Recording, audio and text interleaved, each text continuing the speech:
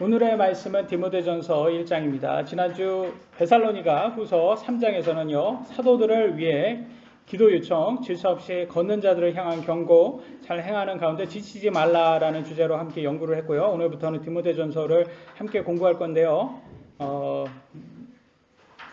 로마서부터 데살로니가 후서까지는요, 교회에게 사도 바울이 보낸 편지였습니다. 교회 서신이라고 우리가 부릅니다. 교회 서신. 사도 바울이 로마, 고린도, 갈라디아, 에베소, 빌립보, 골로새, 데살로니가 다 지역 이름입니다. 이 교회들에게 서신을 보내서 교회로 여러 교리적으로 잘못된 것은 책망하고 잘한 것은 칭찬하고 계속 잘하라고 권면을 하는 내용들이었습니다. 우리가 지금까지 교회 서신을 공부하면서 여러분 완벽한 교회 찾아보셨나요? 완벽한 교회 있었어요? 없었죠. 다 문제는 하나씩 있었죠. 그런 걸 보면서 와, 세상에는 완벽한 교회는 없다라는 걸 알 수가 있습니다. 왜냐하면 우리가 완벽하지 않는데 어떻게 완벽한 교회가 있을 수가 있겠습니까? 근데 완벽한 교회를 찾는 사람들이 있어요. 자기도 완벽하지 않은데 자꾸 완벽한 교회를, 그래서 이번 교회를 가고 또 마음에 안 드니까 또 다른 교회를 가고, 자기한테 완벽한 교회라는 것은 자기한테 잘해주는 교회겠죠. 자기가 상상하는. 그런데 그런 사람들을 보면서 여러분 어떻게 생각이 드시나요? 그래서 우리가 말해주고 싶어요. 저는 당신도 완벽하지 않는데 무슨 완벽한 교회를 찾으려고 하냐. 과연 얼마나 완벽한 교회. 실제 세상에 완벽한 교회가 있다 하더라도 당신이 가면 그 교회는 더 이상 완벽해지지 않는다라고 좀 대놓고 얘기를 해주고 싶지 않습니까, 여러분? 그런 사람들한테. 근데 항상 이런 사람들이 있어요. 질서 없이 걷는 사람들이 꼭 이렇게, 영어로는 이걸 처치 하퍼라고 부릅니다. 이 교회를 메뚜기처럼 이렇게, 그래스하퍼처럼 이렇게 막 뛰어다니는 거예요. 이쪽 교회 갔다가 저쪽 교회. 그러면서 항상 가는 교회마다 문제를 일으켜요. 질서 없이 걸으면서. 그래서 일은 하지 않고 참견만 하는 그런 사람들 있잖아요. 어떤 모임에도 다 그런 사람들이 있습니다. 그런 사람들은 무엇보다도 자기가 하나님 말씀에 순종해야 되는지 그걸 먼저 깨닫고 조용히 일하라고 성경은 말하죠. 완벽한 교회는 없습니다. 그러나 우리에게는 완벽한 구원자는 있습니다. 우리 주 예수 그리스도는 완벽하십니다. 우리가 그분의 말씀에 순종해서 교회를 잘 섬기면 우리는 완벽하지는 못하더라도 완전해질 수는 있다고 말합니다. 완전하다는 것은 뭘까요? 영어로는 whole이라고 해요. whole. 그래서 전체적으로 이렇게 전부 이렇게 꽉 찬 것들, 부족함이 없다라는 겁니다. 여러분이 이렇게 충만한 거 있잖아요. 이렇게 충만할 때 그럼 부족함이 없잖아요. 교회에서 바른 교리로 배워서 영적 음식을 부족하지 않고 가득 이렇게 채우면 믿음으로 완전해진다고 말합니다. 우리는 만족을 얻고 하나님께 감사를 할 수 있게 됩니다. 여러분들 음식도 이렇게 포만감 있게 먹으면 어때요? 만족감이 싹 있죠? 그런 포만감을 뜻하는 것 같습니다. 그래서 우리는 항상 하나님께서 우리에게 허락하신 것에 만족할 수 있고 감사할 수 있어야 됩니다. 이 땅에서는 만족은 없습니다. 그죠? 영원하지가 않아요. 여러분 잠깐 여러분이 갖고 싶은 걸 가졌다고 해도 그게 오래 가진 않아요. 그러니까 항상 새로운 걸 찾게 됩니다. 왜? 수증기처럼 이게 날아가 버리니까. 하지만 천국은 영원하다고 말합니다. 그 말은 만족도 영원하다는 거예요. 천국에 가면. 사람이 이 땅에서 완전히 만족을 배울 수 있는 유일한 방법은 예수님을 믿고 성령 충만할 때라고 생각이 됩니다. 물금 침례교회 모든 성도들도 말씀에 순종해서 성령 충만하시는 하기를 예수님의 이름으로 기도합니다. 데살로니가 후서를 끝으로 교회 서신을 마쳤고요. 우리는 오늘부터는 디모데, 사도 바울의 제자이자 영적 아들입니다. 아들, 이렇게 목사한테 주는 거잖아요. 목사. 그래서 이거를 목회 서신이라고 부릅니다. 목회 서신. 목사에게 주는 편지라는 거죠. 모든 목사들이 목회 서신을 반드시 배워야 됩니다. 그죠? 그리고 성도들은 왜 알아야 될까요? 성도들은 자신의 교회가 성경적으로 목회를 지금 하고 있는지, 목사가 목회를 하고 있는지 확인을 하셔야 되잖아요. 그러니까 지금 이 교회가 성경적인 교회에 맞는지, 그러려면 당연히 여러분들도 아셔야 되는 내용입니다. 그래서 디모데전서도 우리가 열심히 공부할 건데요. AD 65년경에 기록되었다고 합니다. 이때는 이제 디모데는 한 30대 초반 젊은 목사였고요. 이제 사도 바울은 한 60대 정도로 이제 어떻게 보면 이제 실제로도 육신적으로도 아버지와 같은 그런 존재였습니다. 젊은 디모데에게 에베소 교회의 사역을 목회할 때, 그러니까 디모데가 에베소 교회에서 남겨놨어요. 그러면서 거기에서 에베소 교회에서 사역을 하라고 이제 사도 바울이 이제 명령을 했죠. 그래서 거기에서 에베소 교회에서 목회를 하는데 거기에서 사도 바울이 디모데에게 필요한 조언을 서신으로 기록해서 보낸 것입니다. 그래서 이 서신에는 뭐가 담겨 있냐면 교리, 생활 방식, 하나님의 집에서의 바른 처신, 교회의 두 직분인 목사와 집사의 자격, 또 과부를 돌보고 귀감이 되어라 하는 내용이 포함이 되어 있습니다. 그래서 우리가 함께 오늘 공부할 겁니다. 1장을 먼저 함께 볼 것입니다. 첫 번째 디모데전서 1장 1절 함께 읽겠습니다. 제가 읽겠습니다. 하나님 곧 우리의 구원자와 우리의 소망이신 주 예수 그리스도의 명령으로 예수 그리스도의 사도가 된 바울은이라고 나와 있습니다. 항상 사도 바울은 모든 사람들에게 자기가 사도가 된 것은 누구의 명령이라고 말합니까? 예수 그리스도의 명령이라고 말하죠. 그래서 골로새서 1장 1절에도 그렇게 표현을 하고 있습니다. 하나님의 뜻으로 말미암아 예수 그리스도의 사도가 된 바울. 누구의 뜻으로 되었다고 합니까? 사도 바울이 사도가 된 거. 하나님의 뜻이라고 말하고 있어요. 왜냐하면 지난번 자매님하고도 얘기를 했었지만 그때 당시에는 사도 바울은 특히 바울이 이런 다른 제자들처럼 예수님과 함께 사역을 하는데 동참했던 그런 사람이 아니었잖아요. 그러니까 더더욱 많은 사람들한테 당신이 사도가 맞냐고 의심을 많이 샀단 말이에요. 그러니까 의심을 많이 샀는데 그럼에도 불구하고 하나님의 은혜로 예수님의 은혜로 예수님께서 직접 사도 바울에게 나타나서 이제 복음을 전했죠. 그래서 그 이유가 이 뒤에 나옵니다. 뒷부분에 나옵니다. 그 이유가 왜 예수님께서 그렇게까지 이렇게 했냐 그 이유가 나오죠. 그렇기 때문에 뭐 전체적으로는 이제 이방인들에게 복음을 전하라라고 이렇게 한 거죠. 그게 핵심이죠. 그래서 사도 바울은 사도가 된 것이 하나님 뜻이라고 고백을 합니다. 근데 여기에서도 사도 바울이 사울이었을 때 고백을 했습니까? 바울이 된 이후에 저게 열매를 낸 후에 고백을 했나요? 예, 그죠. 열매를 낸 후죠. 그러니까 시간이 지난 후에 자기가 모든 믿음으로 열매가 나왔을 때 그 다음에 이렇게 얘기를 하고 있어요. 마치 바울이 사도가 된 후에 예수님의 명령이자 하나님의 뜻으로 사도가 되었다고 고백하던 말입니다. 오늘날 한국의 많은 사람들이 술 마시고 세속적으로 살면서 자신은 모태신앙이라고 고백하는 사람들이 많습니다. 좀 웃기죠? 자기 부모님이 특히 어머니가 믿음 생활을 하고 있다고 그때 태어났다고 해서 자기도 믿음을 가진 거라고 그런 식으로 얘기하는 사람들이 있어요. 근데 현재 자기 삶이 그렇게 살지 않는데 과거에 자신이 어떤 환경에서 태어났던지 상관없이 현재 자신이 내는 열매가 그 사람의 믿음인 거예요. 그 사람이 현재 믿음 속에서 살고 있지 않는 믿음 가지고 믿음 안에서 살고 있지 않으면서 자기가 모태신앙이라고 이렇게 말하는 그 자체가 거짓이라는 거죠. 과거에 믿는 집안에서 태어났다 할지라도 현재 성경적 믿음 안에서 살고 있지 않는다면 그 사람은 모태신앙이라고 고백할 수가 없는 것입니다. 사도 바울이 자신의 사도직이 하나님의 뜻이며 예수님의 명령이라고 고백할 수 있는 이유는 현재 좋은 열매를 내고 있기 때문이라는 것을 알 수가 있습니다. 고린도전서 4장 3절 같이 보겠습니다. 그러나 내가 너에게 판단을 받거나 사람들에게 판단을 받는 것을 내게는 매우 작은 일이니라. 사도 바울은 뭐라고 합니까? 다른 사람이 나를 뭐라고 판단하던 뭐 사도가 아니다, 뭐 너가 사도가 맞냐 이렇게 판단하던 자기는 그런 건 뭐 관심 없다라는 거예요. 왜? 사람한테 판단은 받아서 뭐예요? 크리스천이 누구한테 판단받아야 돼요? 하나님께 판단받아야죠. 하나님께 인정받는 것이 그게 훨씬 더 중요하다는 거예요.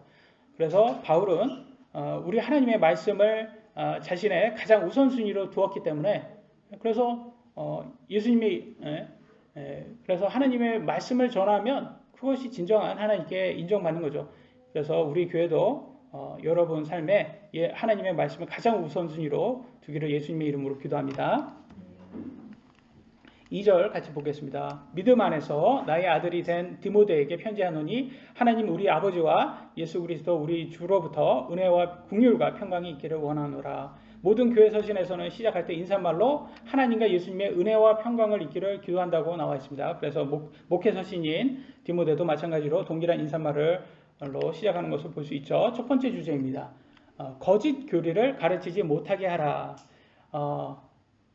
디모데 전서 1장 3절로 4절입니다. 먼저 읽고 말씀드리겠습니다. 내가 마케도니아로 갈 때 에베소에 여전히 머물 것을 내가 네게 간청하였나니 이것은 내가 어떤 사람들에게 명하여 그들이 다른 교리를 가르치지 못하게 하며 꾸며낸 이야기와 끝없는 족보에 주의를 기울이지 못하게 하려 함이었느니라. 이런 것들은 믿음 안에 있는 바 하나님의 뜻대로 세워주는 일보다는 오히려 논쟁을 일으키나니 그렇게 할지니라.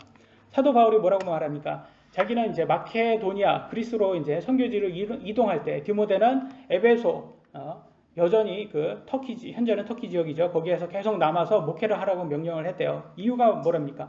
거짓 교사들이 꾸며낸 이야기나 끝없는 족보로 율법주의자들이 옳다며 많은 사람들의 주의를 끌려했기에 거짓 교사들이 그런 거짓을 가르치지 못하게 에베소 교회에 남아서 너가 바른 교리로 계속 목회를 하면서 가르쳐줘라라고 해서 에베소 교회에 남겼다고 합니다. 왜냐하면 자기는 가지만 계속 남겨두지 않고 같이 데리고 갔으면 그 에베소 교회도 믿음이 벌써 흔들렸겠죠. 그러니까 그렇게 하지 못하도록 끝까지 에베소 교회는 바른 교리가 남도록 디모데를 남겨놓았던 것을 알 수 있습니다.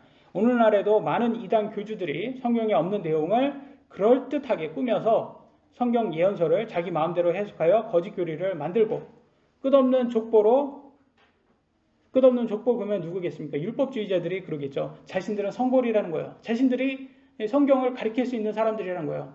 율법 박사들이다라는 거죠. 그래서 신라의 최고 신분이 성골이라고 하죠. 우리나라에서 그런 말을 많이 하죠. 내가 원조다.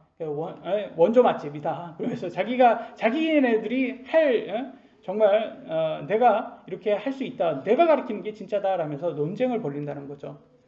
오늘날에도 진화론자들 보세요. 원숭이에서 사람의 진화 과정, 또 공룡의 종류 등 정말 다양하게 많이 만들어놔서 그들의 공룡이 살아왔던 장소, 환경, 식습관까지도 박물관에 그럴듯하게 만들어서 전시를 해놔서 보는 모든 어린아이들이 그걸 과학이라고 믿게 만들어놨어요.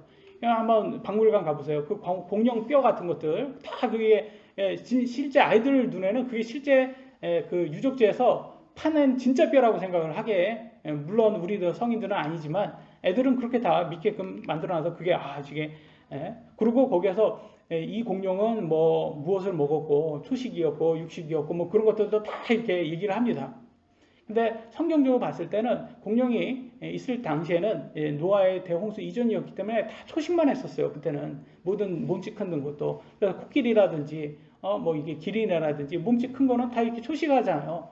그런 걸 보면 알 수 있듯이 초식을 했다는 거죠. 그때는 당시에는.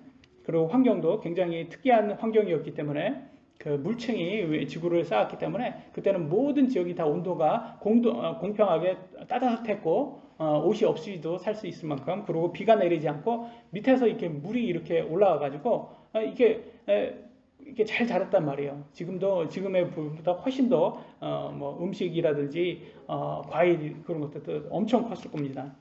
그래서 모두가 잘 먹고 살 수 있는 그런 때였는데 그거를 이제 바꿔서 이제 공룡으로 인해서 그렇게 이제 그럴듯하게 만들어 놨어요. 근데 그럴듯하게 만들어 놓은 것은 마치 자신들이 타임머신을 타고 수십억 년 전 과거로 시간 여행을 해서 직접 보았던 것처럼 그렇게 만들어 놨어요. 근데 그들은 무엇으로 그렇게 자세히 알 수 있을까요? 무슨 기준으로 알 수 있을까요? 없어요, 기준. 우리가 알 수 있는 기준은 오직 성경 하나님 말씀밖에 없습니다. 제가 그때 당시에 초식을 했다라고 말씀드릴 수 있는 거, 물층이 있다고 하는 거, 그때는 다 온 지구가 따뜻했고 뭐 북극 남극 그런 게 없었다라는 그런 것도 다 뭐의 기준으로 제가 말씀드립니까? 성경이잖아요. 제 생각이 아니란 말이에요. 제가 만든 게 아니에요. 이거 성경이에요. 근데 진화론자들은 다 자기네들이 상상으로 만든 거예요. 그래서 이 꾸며낸 이야기라는 거예요. 그 말은 뭐예요? 판타지 소설하고 같다라는 거예요. 오늘날 판타지 소설 유명한 거 있잖아요. 반지의 제왕, 뭐 해리포터 이런 거. 저는 보면 바로 잡니다.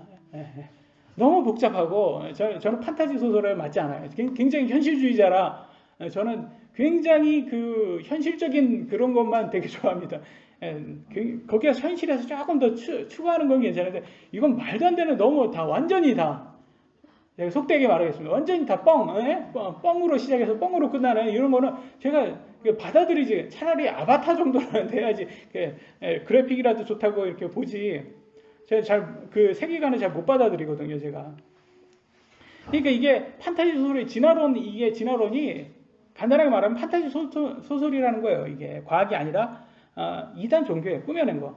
이 사탄의 도구로 사용되는 사람들이에요. 그래서 창세기 때 하나님께서 사람들에게 뭐라고 말했어요? 상상하는 모든 것이 항상 악하다고 말했잖아요. 뭘 상상해요? 상상하는 모든 것이 항상 악한 거를 상상한다는 거예요.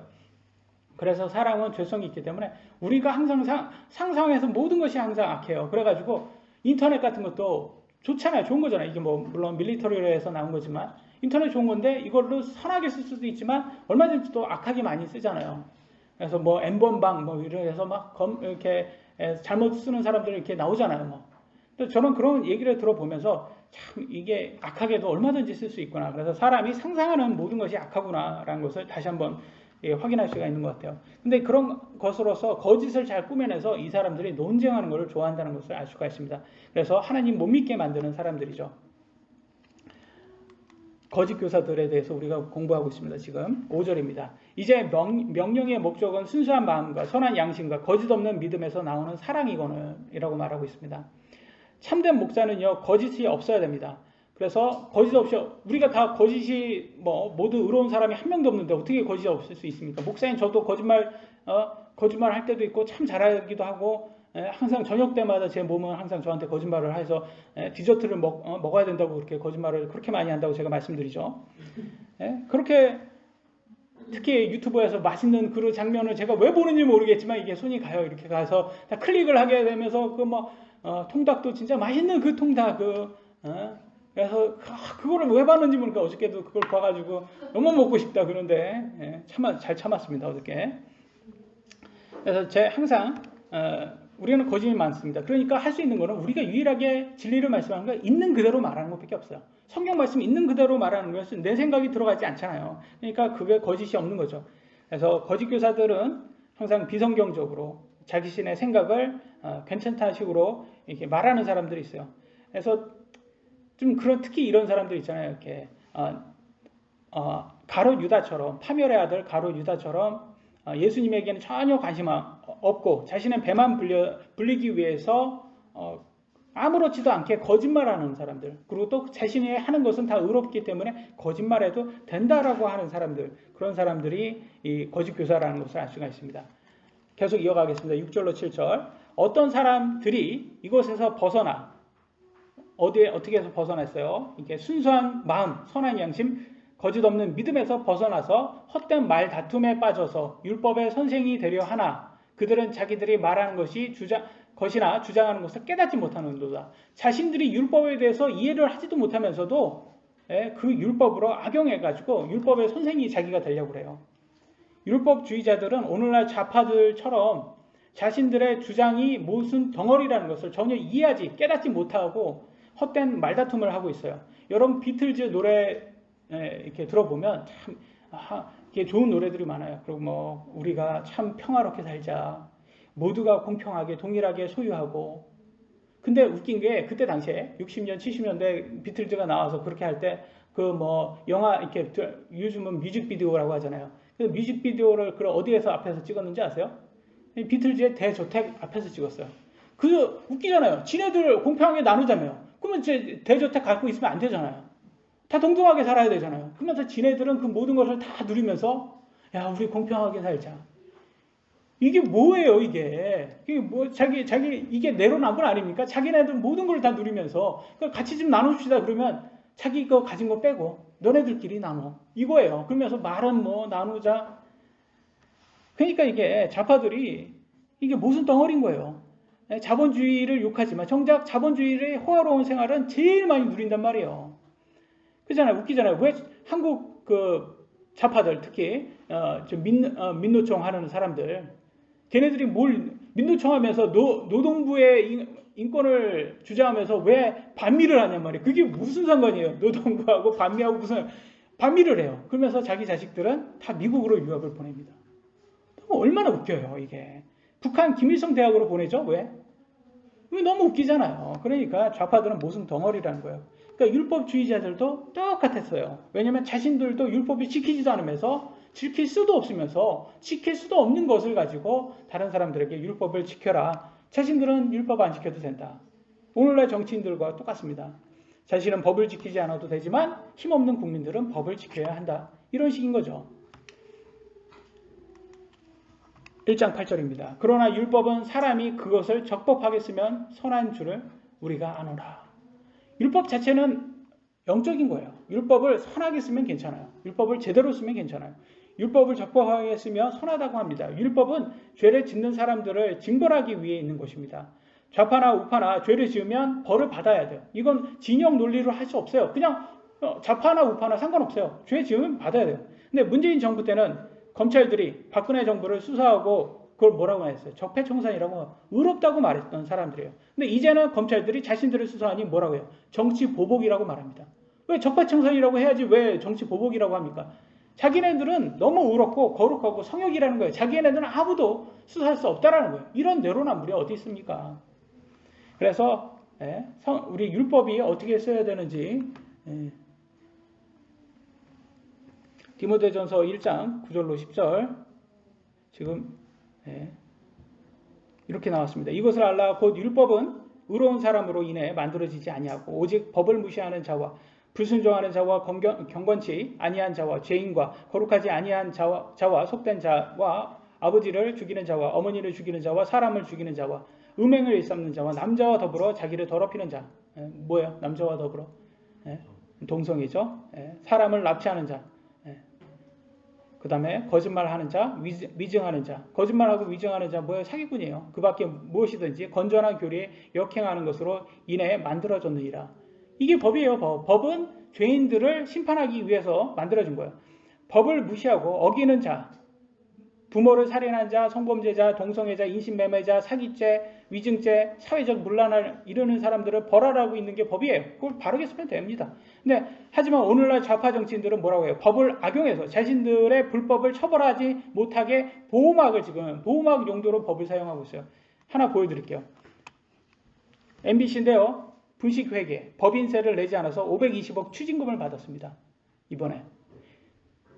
이거는 옛날에, 그러니까 이건 결론이 이제 나온 거예요. 그 전에는 수사는 이미 들어간 거죠. 뭐 우파 정부 때 들어왔는지 좌파 정부 때 들어왔는지 알 수는 없지만, 근데 이렇게 나니까 민노총 언론 노조에 장악한 MBC가 뭐라고 말합니까?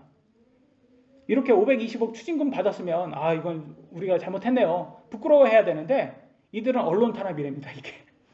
아니 520억 추징금 받은 거는 이거는 상관없는 거잖아요. 이거는 니네들이 분식회계 법인세 내지 않아서 받은 거잖아요. 그래놓고선 이거는 또 자신들의 수사해서 자기네들의 뭐 문제 나오면 무조건 자신의 문제 나오면 그건 언론 탄압이에요. 양심을 뜨거운 인도로 지진 자들이 전혀 양심의 가책을 느끼지 못해요. 이건 좌파나 우파나 뭐 문제가 나오면 그건 죄값을 받는 건 마찬가지 한데 이 좌파들은 자신들의 혁명이 의롭기 때문에 아무리 불법을 해도 의롭다라는 거예요. 신천지하고 같아요. 신천지는 뭐라고 해요? 와가지고 신천지라고 떳떳하게 얘기해서 선포하는 사람이 없어요. 처음에는 교회처럼 이렇게 다가와서 이렇게 모두 줄 것처럼 있는 모든 걸 다 줄 것처럼 그렇게 그 사람을 잘 해줍니다. 그래서 한 6개월, 7개월 그렇게 다 세뇌시킨 다음에 완전히 자기한테 빠지면 그때 자기가 신천지다. 이렇게 커밍아웃을 해요. 그래서 지금까지 거짓말을 계속 했는 것도 다 의롭다는 거예요. 자신들이 하는 게 다 의롭기 때문에. 그러니까 좌파들의 열매를 보면 이단 종교하고 똑같다는 거예요. 신천지하고 하는 행동이. 예수님 사역 때 종교 지도자들은 율법을 무슨 용도로 사용했는지 아세요? 예수님을 고소하는 용도로 사용했습니다. 왜냐하면 예수님의 복음 자체가 종교 지도자의 밥그릇을 없애는 거였어요. 왜냐하면 예수 그리스도가 오셨다라는 것은 율법이 이제 더 이상 이제 끝난 거잖아요. 그림자이기 때문에 율법은 예수님께로 모든 사람을 인도하게 하는 훈육 선생이잖아요. 선생. 그러니까 이제는 더 이상 훈육 선생은 실체가 왔으니까 이제 그림자는 없어지는 게 맞는 거예요. 그러니까 율법이 이제 끝난 거예요. 자기 할 일 다 한 거예요. 그러니까 없어지니까 이제 예수님의 복음을 믿는 거는 이제 율법주의자들이 자신들이 이제 밥그릇이 이제 뺏기는 거잖아요. 그렇게 보니까. 그래서 종교 지도자들의 하나님은 그들의 배였기 때문에 자신들을 배불리게 하는 율법을 없애려는 예수님을 죽이기 위해서 율법을 악용해서 율법을 오히려 고소해서 예수님을 십자가에 못 박혀 죽이게 만든 거예요. 그게 1장 1절 디모데전서 11절입니다. 이 교리는 내게 맡기신 복음 곧 찬송받으실 하나님의 영광스러운 복음에 따른 것이니라. 그래서 진정한 목사는 거짓 교사들이 거짓된 교리로 선동하는 것을 막고 하나님의 영광스러운 복음을 찬송하기 위한 메시지를 전해야 합니다. 제가 좌파를 지적하는 것은 그들의 열매가 율법주의자들의 위선과 동일하기 때문이에요. 제가 좌파를 절대 싫어해서가 아닙니다. 좌파들이 잘하는 것은 절대 싫어하는 부분이 아니죠. 그런데 아니 그렇게 공산주의, 사회주의 지지할 거면 지네들도 그렇게 살아야 되는데 지네들은 예외가 된다는 거죠. 두 번째 주제입니다. 하나님의 은혜로 감사하라. 1장 12절입니다. 나를 능하게 하신 그리스도 예수 우리 주께 내가 감사를 드림은 그분께서 나를 신실한 자로 여기사 내게 사역을 맡기셨기 때문이라. 예수 그리스도의 복음의 사역을 전하는 모든 크리스천들은 하나님께 신실한 자로 인정받은 것입니다. 그렇기 때문에 하나님께 감사할 수가 있죠. 사람들에게 인정받는다는 것은 인생의 자랑으로 잠깐 우쭐대기는 할 수 있습니다. 그러나 영원하지 않습니다. 그래서 여러분 아이돌 스타들이 콘서트 할 때는 신처럼 떠받쳐져요. 대접을 받아요. 근데 콘서트 끝나고 호텔방에 들어가면 뭐라고 말하는 줄 아세요? 밀려오는 허무함이 감당할 수가 없답니다. 그래서 마약하고 술 마시고 자살도 하고 왜냐면 그 허무함 때문에 자기 이걸 극복할 수가 없는 거예요. 그런 아이들이 많아요. 왜냐면 신처럼 떠받쳐졌거든요. 신과 같은 그런 대접을 받았거든요. 콘서트장에서는. 그러니까 사람들로부터 받는 영광은 영원하지 않고 순간의 쾌락이라는 거예요. 그래서 우리는 잠깐 있다 사라지는 사람의 영광을 얻으려고 하지 말고 영원한 하나님으로부터 인정받으려고 우리는 노력을 해야 합니다. 고린도후서 10장 18절에 이렇게 나왔어요. 자기를 추천하는 자가 인정받지 아니하고 주께서 추천하시는 자가 인정받느니라. 무슨 말이에요? 누구한테 인정받아야지 인정받는 거라고요? 하나님께 인정받아야지 인정받는 거예요. 그게. 사람한테 인정받는 것은 영원하지 않습니다. 천국에서 하나님께 인정받는 사람들은 하나님의 말씀에 순종하여 신실하게 복음을 전한 사람들이라는 걸 알 수가 있습니다. 13절입니다. 내가 전에는 신성 모독하는 자요 핍박하는 자요 해를 끼치는 자였으나 도리어 긍휼을 얻게 되면 내가 믿지 아니하는 가운데 알지 못하고 그것을 하였기 때문이라. 바울이 사울이었을 때 자기가 어떻게 했습니까? 사도 바울은 예수님 믿기 전 사울이었을 때는 도망간 노비를 잡는 추노꾼이라고 했죠. 옛날에 추노꾼처럼 크리스천을 잡아다가 감옥에 보내는 일을 했던 사람입니다. 예수님 믿는 사람들을 잡아다가 하나님을 부인하게 했던 사람. 하나님 믿는 사람한테 너는 하나님 믿지 않는다고 그렇게 말하라고 했단 말이에요. 그러니까 어떤 짓을 했냐면 마귀의 추노꾼 역할을 했던 사람이었어요. 이 사람이. 그럼에도 하나님께서 그를 용서해 주신 것은 구원받기 전이었기 때문이라고 합니다. 하지만 용서를 받았다고 죄의 결과는 없어질까요? 제가 이렇게 예를 들어드릴까요? 여러분이 구원받기 전에 술, 담배를 정말 많이 했던 사람이에요. 술, 담배를 근데 예수님 딱 믿었어요. 그러면 여러분 몸이 술, 담배로 인해서 뭐 암이라든지 이렇게 병을 받을 것들이 갑자기 사라지고 나을까요? 예수님 믿는다고? 자기가 콩 심는데 콩나고 팔 심는데 팥 난다고 자기가 그렇게 말했으면 예수님 믿기 전에 그 짓을 했다면 그 후에 그 결과는 죄의 결과는 자기가 고스란히 이렇게 받아야 된다는 거예요. 이거는 변하지가 않아요. 그거는 하나님께 용서받은 거지 그 결과까지 없어지는 건 아니라는 거예요. 예를 들어 드릴게요. 다윗도 바세바하고 간음했어요. 그죠? 그 다음에 그녀의 남편 우리야를 죽였습니다.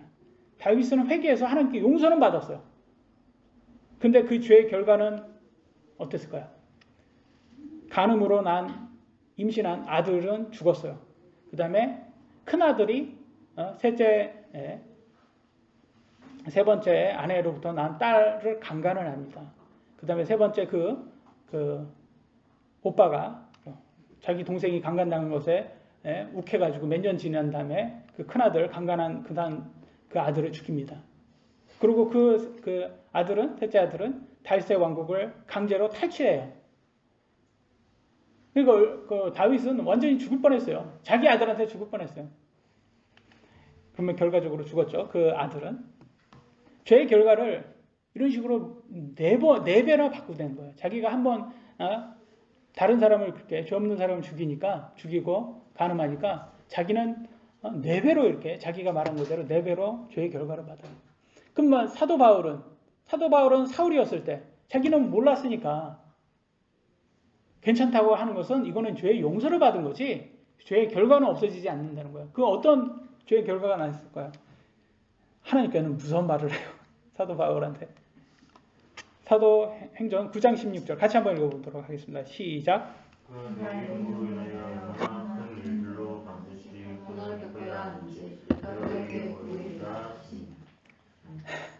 사도 바울이 구원받은 다음에는 엄청난 고난을 받는다고 말을 해요. 이거 한번 생각 한번 해보세요. 이거는 무서운 말이에요. 이게 엄청난 무서운 말이에요. 이게. 그래서 실제로 사도 바울은 엄청난 고난을 받습니다. 고린도후서 11장 23절에 뭐라고 나왔냐면 그들이 그리스도의 사역자냐? 내가 어리석은 자처럼 말하거니와 나는 더욱 그리하도다. 내가 수고를 더욱 넘치도록 하고 매도 지나치게 맞고 감옥에도 더 자주 갇히고 여러 번 죽을 뻔하였느니라. 사도들 중에서 제일 고생 많이 한 사람이에요. 사도 바울이.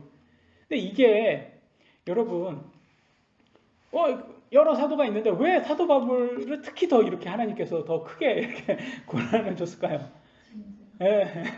이게 지은 죄가 없다고 말할 수가 없어요. 이게. 그럼에도 불구하고 사도 바울은 포기하지 않았어요. 자기의 믿음을. 그래서 하나님께서 인정해 주는 거예요. 하나님께서 용서받은 것은 천국에 가는 것이지 죄의 결과가 없어지는 것은 아니라는 거예요. 남자끼리 선교하고 에이즈 걸린 사람이 하나님께 회개했다고 예수님 믿었다고 용서받았다고 에이즈가 기적적으로 없어질까요?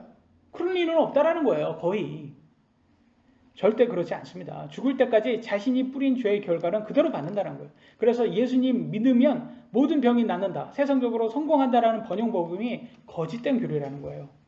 구원파처럼 죄를 우습게 알고 정욕대로 사는데도 징계를 받지 않는다. 잘 산다. 너무 잘 산다. 아마 그들은 구원을 받지 않은 사람들이기 때문에 하나님께서 징계를 주지 않는 거예요. 이거 착각하시면 안 돼요. 이렇게 하나님께서 이렇게 사도 바울의 죄의 결과로 징계를 주는 것은 이게 겸손해서 믿음을 지키라는 거예요. 이걸 괴롭히려고 하는 게 아니라 너 나쁜 짓 많이 했지? 내가 이거는 복복할 거야. 그런 용도보다도 사도 바울이 이 믿음에서 벗어나지 않도록 하려고 하는 거죠. 히브리서 12장 8절에 이렇게 말하고 있습니다. 하나님께서 말씀하십니다. 모든 사람이 징계를 받음으로 너희에게 징계가 없으면 너희가 세상에 아들이 아니니라. 그 말은 뭐예요? 아버지한테 징계를 받지 않는다라는 것은 아버지가 없는 사람이라는 거예요. 그잖아요. 아버지가 징계를 안 해줍니까? 징계를 하죠. 왜 징계합니까? 사랑하니까. 그러니까 하나님께서 너희를 사랑하니까 징계하는 거지 너를 미워해서 징계하는 게 아니야 이라고 하는 거예요. 이 말은 거꾸로 말하면 징계가 없다면 여러분 삶에 징계가 없다면 다시 한번 확인해봐요. 구원받은 사람 맞아? 저 사람 너무 잘 나가요. 세상적으로 너무 잘 나가는데 구원받았다고 하는데 술 먹고 뭐 세상적으로 타락해가지고 음행하고 간음하고 할 짓 다 하는데 부도덕적으로 사는데 너무 잘 나가요. 그러면 근데 자기는 구원받았대요. 그러면 우리가 다시 확인해봐요. 저 사람 자기가 혼자만 구원받았다고 착각하는 거 아니야? 저거? 왜냐면 하나님의 징계가 없을 수가 없거든요. 저렇게 살면 하나님께서 징계를 줘가지고 그들 거기에서 회개하게 나오도록 하나님께서 은혜를 주세요. 하나님의 아들이라면 더 큰 죄를 짓지 못하도록 하나님께서 반드시 징계를 해서 그들이 안전하게 만들어 주십니다. 왜냐하면 부모가 자식을 사랑해서 저 죄에 빠지지 않도록 막는 것과 같은 거 역할을 해야죠. 14절로 15절입니다. 우리 주의 은혜가 그리스도 예수님 아래에 있는 믿음과 사랑과 함께 넘치도록 풍성하였도다. 이것은 신실한 말이요 온전히 받아들이기에 합당한 말이니 곧 그리스도 예수님께서 죄인들을 구원하시려고 세상에 오셨다는 말이보다 죄인들 중에 내가 우두머리니라. 사도 바울이 이렇게 겸손하게 얘기하잖아요. 죄인들 중에서 내가 우두머리다. 이렇게 말할 수 있는 게 징계를 많이 이렇게 받으니까 이렇게 겸손하게 말할 수가 있는 겁니다. 사도 바울이 사울이었을 때 죄인들 중에 우두머리, 즉 가장 큰 죄인인 자신을 예수님께서 구원시켜 주신 것이 얼마나 큰 은혜인지 모른다는 거예요. 이게 큰 은혜를 받은 사도 바울은 많은 고난에도 포기하지 않고 복음을 전하는 데 최선을 다했어요. 왜냐하면 자기도 자기 자신을 알잖아요. 그러니까 암만 생각해도 내가 구원받은 사람이 아닌데 내가 한만 생각해도 내가 하나님께서 우리 예수님께서 이렇게 직접 나타나서 나한테 이렇게 구원시켜줄 내가 그렇게 대단한 사람이 아닌데 오히려 지옥 가도 아주 더 지옥 갈 사람인데 어떻게 예수님께서 나를 이렇게 은혜를 주셨을까? 그 말은 하나님께서 나를 사랑하시고 하나님께서 나를 더욱더 복음을 잘 전하라고 이렇게 하신 거구나 이렇게 깨달은 거예요. 그래서 은혜에 감사하는 거예요. 고난이 많은데도. 그래서 사도 바울은 9장 16절에 고린도전서 9장 16절에 이렇게 말합니다. 내가 복음을 선포할지라도 자랑할 것이 없느니. 자기는 자랑할 게 없대요. 내가 잘나서 하는 게 아니에요. 이는 필연적으로 내가 해야 하기 때문이에요. 자기의 의무랍니다. 만일 내가 복음을 선포하지 아니하면 참으로 내게 화가 있으리로다. 무슨 말이에요 이게? 자기가 믿음을 선포하지 않으면 자기는 믿음에서 떠나서 지옥 간다라는 거예요. 왜냐면 자기가 믿음 버리기에 딱 좋은 케이스인 거예요. 자기는. 왜냐면 예전에 했던 그런 것이 있기 때문에 딱 믿음 버리면 바로 세상으로 넘어가기에 딱 좋은 케이스인 거예요. 여러분들 그런 생각 안 드세요? 저는 그런 생각이 너무 많이 들어요. 제가 이렇게 목사까지 된 게 제가 너무 이렇게 이게 너무 이렇게 잘나고 너무 하나님 사랑하고 이렇게 너무 이렇게 영적이어서 그게 아니라 제가 제 자신을 너무 잘하는 거예요. 세상 좋아하는 거 알고 그런 세상적인 거 즐거움 너무 잘 아니까 내가 내 자신을 봤을 때 내가 하나님 안에 내가 이렇게 붙잡혀 있으려면 내가 하나님의 일을 하지 않으면 내가 붙잡혀 있지 못하겠구나 라고 생각해서 제가 여기에 이렇게 있는 겁니다. 그래서 어떻게 해도 보니까 목사까지 된 거예요. 이렇게. 그래서 하나님께 제가 감사를 드립니다. 제 자신을 제가 잘 알거든요. 그래서 고린도전서 19장 9절 뭐라고 말합니까? 나는 사도들 중에서 가장 작은 자니라. 내가 하나님의 교회를 핍박하였으므로 사도라 불리기에 합당치 못하되. 어떻게 이렇게 겸손하게 말할 수가 있습니까? 이렇게 징계를 받으니까 이런 거예요. 징계받지 않으면 이렇게 말하지 않습니다. 사도 바울은 복음을 선포하지 않으면 자신에게 화가 있을 거라고 말했고요. 하나님 교회를 핍박했던 죄인 중에 우두머리를 구원시켜 주신 예수님의 큰 은혜를 버린 거기 때문에 그래 화를 받는다고 말하고 있습니다. 16절입니다. 그러나 예수 그리스도께서 먼저 내 안에서 모든 오래 참으심을 보이사 이후에 자신을 믿어 영존한 생명에 이르게 될 자들에게 본이 되게 하셨으니 이런 까닭으로 내가 긍휼을 얻었느니라. 이유가 나오죠. 하나님께서 예수님께서 사울이었을 때 믿을 수 없는 그런 사울이었을 때 자격이 없는 사람한테 이렇게 은혜로서 구원시켜 주어서 바울이 되게 한 것은 본이 되게 믿는 사람들에게 본이 되라고 이렇게 한 거예요. 그래서 절대 구원 받을 수 없는 사울을 구원시켜 준 것은 구원해서 바울로 만들어 주신 것은 예수님께서 오래 참으셨고 직접 나타나서 그에게 자신을 알려주셨죠. 이 은혜는 바울이 크리스천의 본이 되라고 하신 겁니다. 바울은 많이 용서받았으니 하나님으로부터 더 큰 사랑을 받은 사람이라는 것을 알 수가 있습니다.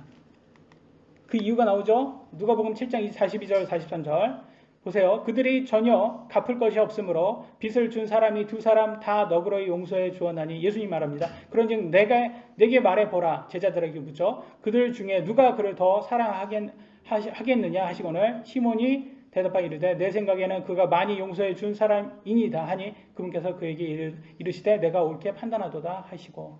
그러니까 여러분 많은 것을 용서받은 사람은 하나님께 많이 사랑을 받았다라는 거예요. 그러니까 사도 바울은 자기가 아는 거예요. 나같이 이렇게 죄의 우두머리인 나 같은 사람을 하나님께서 구원시켜 준 거는 내가 사랑을 정말 많이 받았구나. 그러니까 끝까지 믿음을 지키고 믿는 사람한테 본이 되는 그런 사람이 될 수가 있었던 거죠. 그래서 정말 바울은 더 큰 사랑을 누구보다 더 큰 사랑을 받았기에 고난 속에서도 다음과 같이 고백을 합니다. 17절에 나왔습니다. 이제 영원하신 왕 곧 죽지 아니하시고 보이지 아니하시고 홀로 지혜로우신 하나님께 존귀와 영광이 영원 무궁토록 있기를 원하노라. 아멘. 우리 왕이신 하나님은 죽지 않으시고요. 눈으로 볼 수 없는 영이십니다. 홀로 가장 지혜로우신 분이시고 그래서 우리는 하나님께 존귀 영광이 영원 무궁토록 있기를 기도해야 합니다. 마지막 주제입니다. 선한 싸움을 싸우라. 18절입니다. 아들 디모데야 전에 너에 관하여 주어진 대원들에 따라 내가 내게 이 책무를 주노니 곧 너는 그것들을 힘입어 선한 싸움을 싸우며. 사도 바울은 영적 아들인 디모데에게 대원들 곧 하나님의 말씀에 따라 선한 싸움을 싸우라 조언하고 있습니다. 왜냐하면 많은 사람들이요 하나님의 말씀을 버리고 자신의 육신의 감정을 따라서 자신을 높여서 우쭐대다가 사탄에게 넘겨졌기 때문입니다. 특히 빼어난 말솜씨가 있는 사람들이요 많은 추종자들을 만들고 목사가 하나님 자리에 앉아서 교주가 되어 우상 숭배를 받는 경우가 너무나 많았기 때문입니다. 오늘날에도 그죠? 너무나 많지 않습니까? 19절로 20절에 이렇게 나왔습니다. 믿음과 선한 양심을 붙들라 어떤 자들이 그것을 버리고 믿음에 관하여 파손하였느니라. 무슨 말이에요? 믿음을 버렸다는 거죠. 여러분 믿음을 버릴 수 있습니까? 없습니까?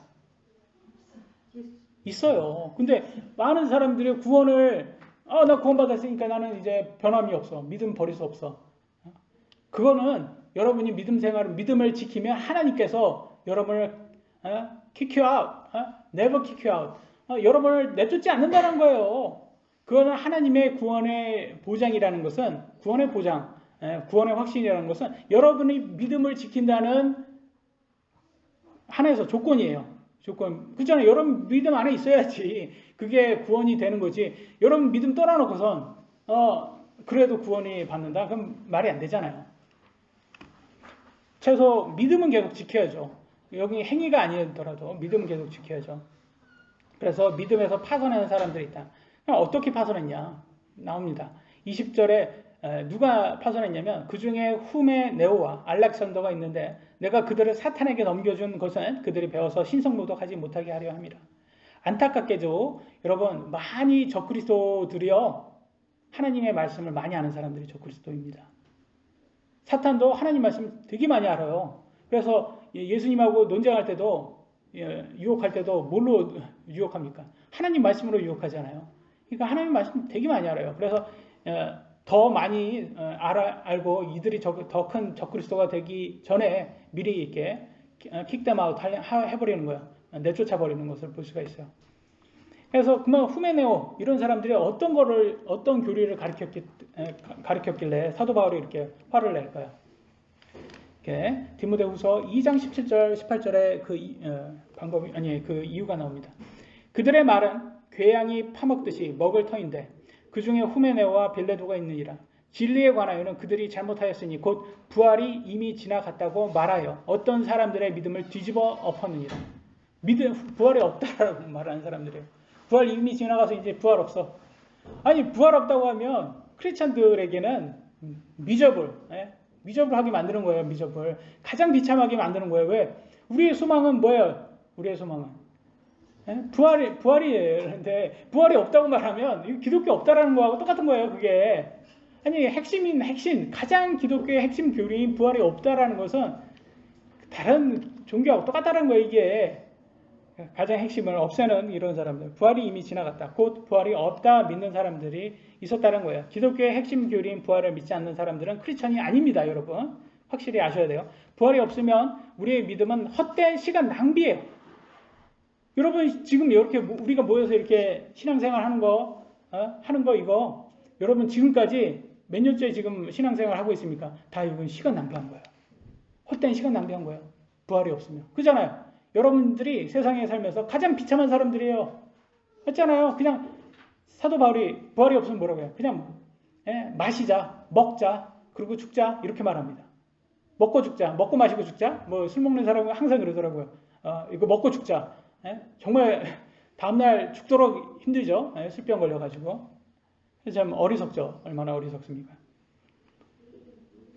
부활이 없으면 핵심이 없는 겁니다. 기독교가 없는 거예요. 그래서 부활은 가장 핵심이라는 거예요. 헛되다. 부활 없으면 헛되다라고 고린도 전서 15장 12절로 14절에 바로 말합니다. 뭐라고 말합니까? 이제 그리스도께서 죽은 자들로부터 일어나셨다고 선포하였거늘 너희 가운데 어떤 자들은 어찌 죽은 자들의 부활이 없다고 말하느냐. 만일 죽은 자들의 부활이 없으면 그리스도께서 일어나지 아니하셨느니라. 또 그리스도께서 일어나지 아니하셨으면 부활하지 않았다면 우리의 선포하는 것은 헛것이요 너희 믿음도 헛것이며. 믿음이 헛되다는 거예요. 너 쓸데없이 시간 낭비했네. 그렇잖아요. 아니 부활이 없으면 왜 같이 모여서 이렇게 믿음 생활을 하냐 말이에요.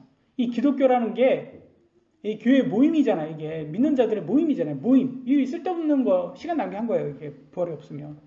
그래서 고린도 교회에서 부활이 없다고 믿는 사람들도 있었다. 사탄의 자식들은 교회까지 들어와서 부활이 없다라는 거짓 교리를 가리켜서 교회를 뭘로 만들어요? 친목단체로 전락시킵니다. 여러분 부활을 믿지 않으면 우리는 그냥 친목단체예요. 뭐가 틀려요? 친목단체하고 똑같죠. 그들을 교회에서 내쫓아서 사탄에게 넘겨주어야 남은 교회 성도들을 지킬 수가 있습니다.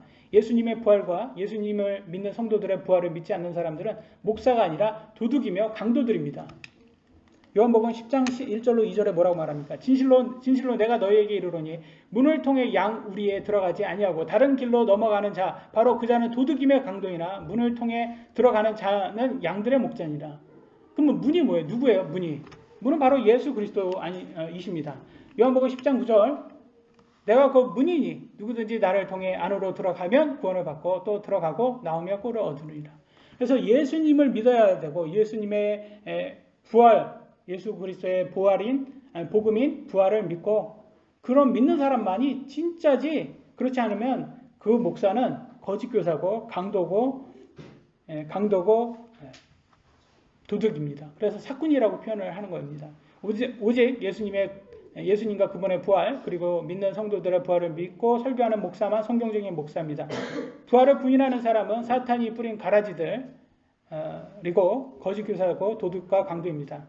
그래서 물금심내 교회는 도둑과 강도들을 구분하고 양심적으로 성경의 대언의 말씀에 따라 선한 싸움을 싸우며 예수님의 재림의 부활에 참여하는 지혜로운 성도들 되시길 예수 그리스도의 이름으로 기도합니다. 마치겠습니다. 기도하시겠습니다.